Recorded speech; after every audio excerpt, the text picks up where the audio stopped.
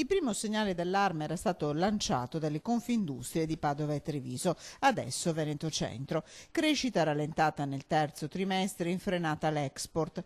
Non c'è pessimismo tra gli industriali del Veneto riuniti in università a Padova per la presentazione del rapporto della Fondazione Nord-Est. Veneto, Friuli Venezia Giulia e Trentino Alto Adige sono tornate a tirare nel 2017, ma la sfida, alla luce dei segnali più recenti, passa dalla capacità di innovazione e formazione di capitale umano. Davanti alla platea di industriali e al mondo accademico, il ministro dell'economia Giovanni Tria difende la manovra. Il dialogo con l'Europa resta aperto, ma il governo va avanti. Con la risposta inviata alla Commissione europea l'altro ieri, il governo ha ribadito la sua posizione in merito alla strategia che intende perseguire per rilanciare la crescita in Italia.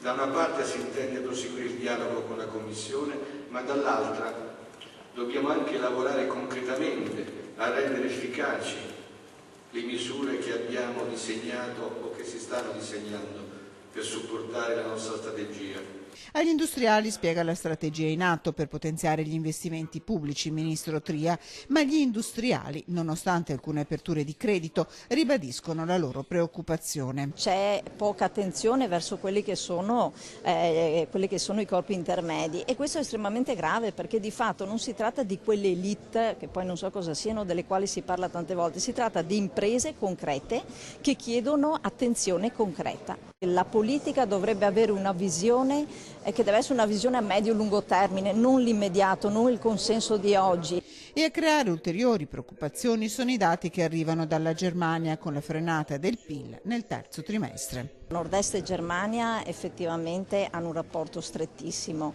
e perciò dovrebbe esserci da parte di tutti i governi, ma in particolare del nostro, ricordiamoci che comunque sia se lo spread si alza, se il costo del denaro è più elevato ci sarà meno disponibilità per fare interessi da parte delle aziende.